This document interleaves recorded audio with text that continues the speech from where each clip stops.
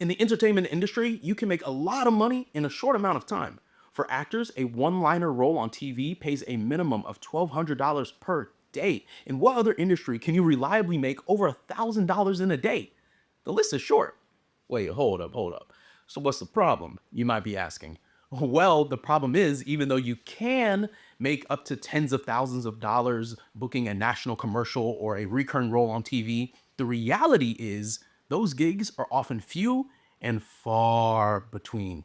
And what happens is that many actors fall into the trap of lifestyle creep, where they get a big payday and change their lifestyle to meet it, only to end up running out of money just as fast as they got it. So in today's video, I'm going to be going over 5 things that you shouldn't do when you get a nice paycheck.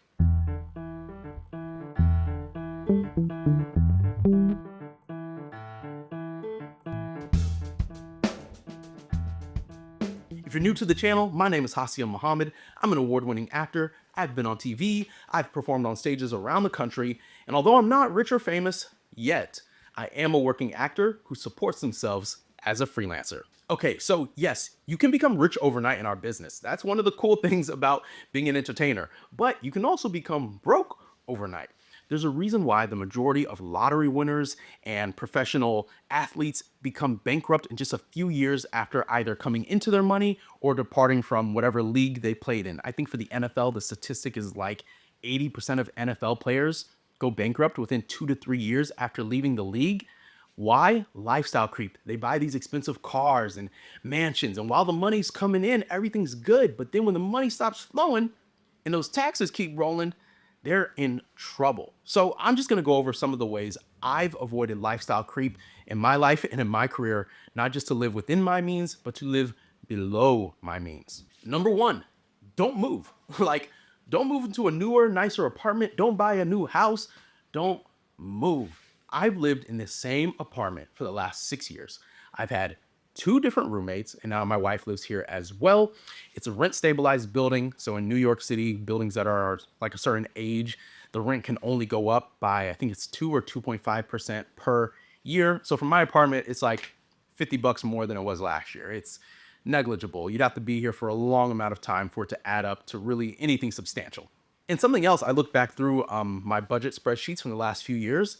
My income over the last 5 years has gone up by 25%, like total from like 2020 to 2025, roughly 25%.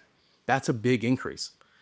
My wife and I can definitely afford a bigger and nicer apartment. We can move to an apartment in a nicer neighborhood or a nicer part of our neighborhood even, but we sat and we talked about it and we were like, okay, could we afford someplace $500 to $700 more expensive?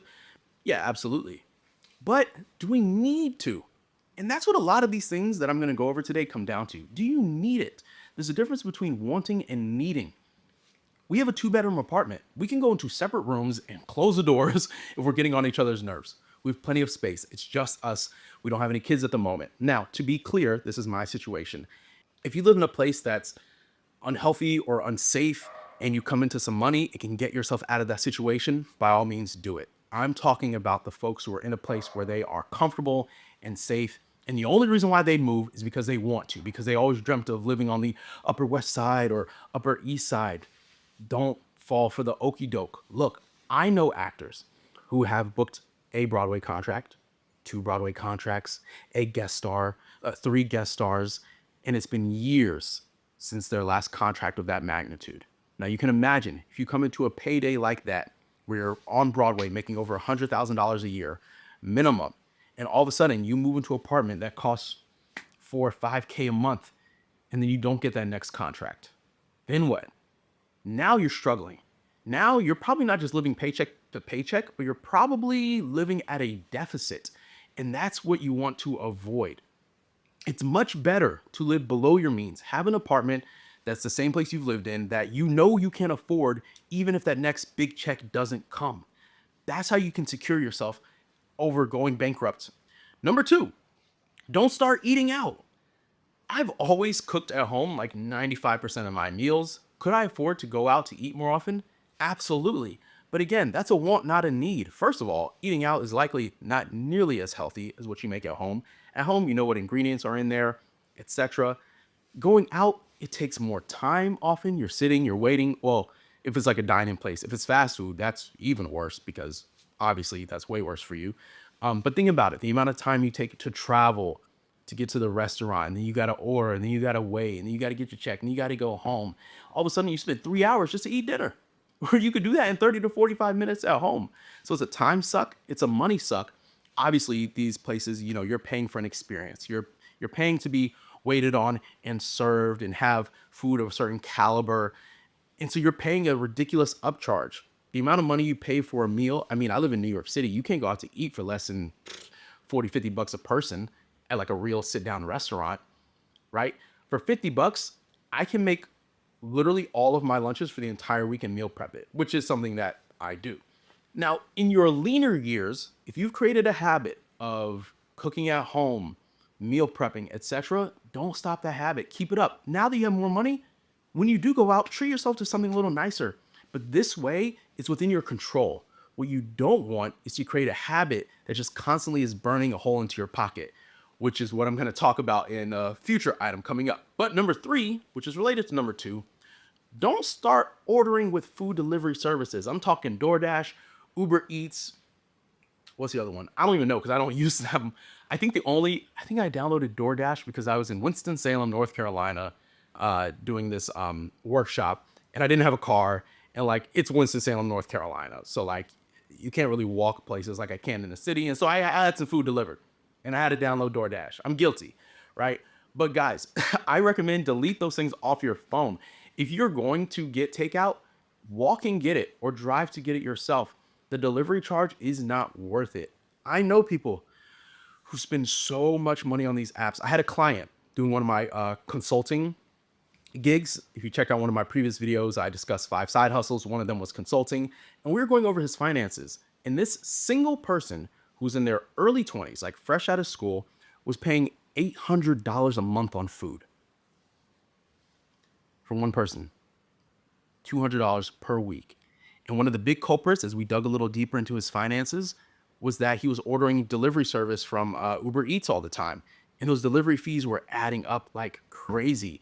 Just because you got a little more money does not mean somebody else needs to deliver your food for you. Get up, take a walk. It'll do you some good. Number 4, from Uber Eats to Uber, don't start Ubering everywhere. If you was on the train, if you was on the MTA, ride the train. $3 per ride. Ubers are ridiculously expensive, not just in New York City where I live. I know LA, they're expensive. And even other parts of the country. I was in Houston a couple months ago, Houston, Texas. And to come from the airport was like $40 in Houston. In New York, it's like twice that. Either way, if there's public transportation available, if you have your own transportation, hell, if you can get up and ride a bike, that's what I would recommend. I usually don't even take the train. I usually just until my bike got stolen. They ask you how you are, you just have to say that you're fine when you're not really fine. I rode my bike everywhere, right, to save a little money. That's another one of those pieces where it's absolutely not necessary, especially if you live in a place with public transportation. I know you want to live a little nicer. I know people can be annoying on the train or on the bus, but the amount of money you can save is crazy. Number 5, this is a huge culprit. When you get that one big, nice paycheck, you finally booked your guest star appearance on TV or even your first co-star or your first commercial, and you're going to treat yourself. Maybe it's a shopping spree. Maybe it's a car. Maybe it's a dog. Don't do it. Oftentimes we treat ourselves with items that begin to burn a hole in our pocket. I'll give you an example. I'll talk about myself. A few years ago, I booked a Super Bowl commercial. Yeah, that's what we all want. That's where the money comes in, okay? It was with a celebrity. It was for a big company. It was for General Motors. And I stood right beside Michael Myers in this shoot. We had a great time. I made some good money because not only did it was a commercial, but we shot over the weekend. So that's bonus pay. And we had some overtime, some more bonus pay. Got a nice little check. I went and bought a dog, a purebred dog from a breeder in Massachusetts. I'm not gonna tell you how much, but from those details, you can probably guess it was expensive. And the thing about animals are that they're not just a one-time purchase. They're a purchase that you're gonna have to pay for every week, every month until the end of their life. So now I got this one job and now have a recurring bill from it.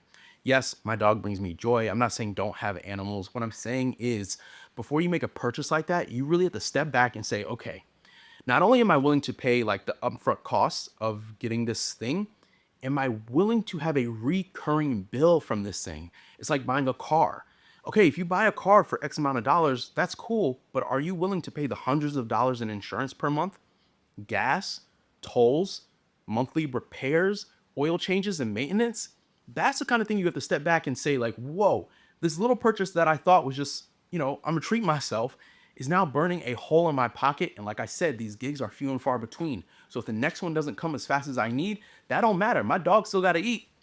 My car still has to get insurance paid on it for it to be legal on the street. Shopping sprees only give you temporary happiness. Yeah. Now, to be fair, like we work really hard for these things. We work really hard for these victories in our business. Absolutely go treat yourself. What I'm recommending is that you just make sure that it's an educated decision and not something off of impulse. Okay.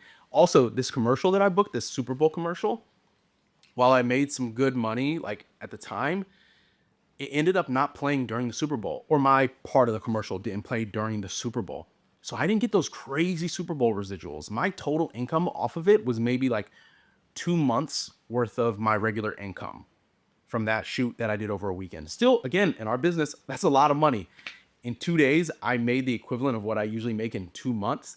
It was nice, but it was short-lived. Look, ultimately, it's your money and you should do whatever you want with it. As a freelancer, and specifically as an actor, I know that the next big payday is never a guarantee. Now, what I usually do when I get a nice paycheck, a nice commercial or TV spot, is I reinvest it back into my business. I put the money aside for classes or self-tape equipment or new headshots.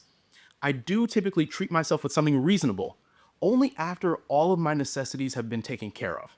Okay? I even know actors who've taken a nice big check and have paid for their rent, prepaid their rent for the entire year. Super smart. Those are just some of the ways that you can be smart with your money when you book something big. Whatever you do, be wary of lifestyle creep.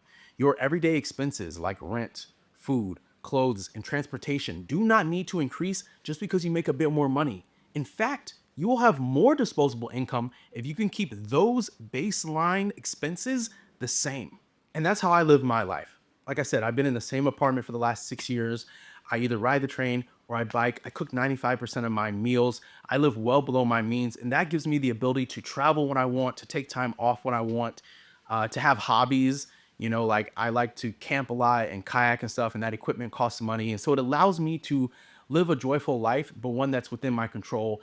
And I don't have these expenses that are just spiraling out of my control. If what you heard in today's video was useful to you in any way, please share it with a friend. And be sure to check out a recent video I did on the 5 side hustles that I've used to support myself as a freelancer.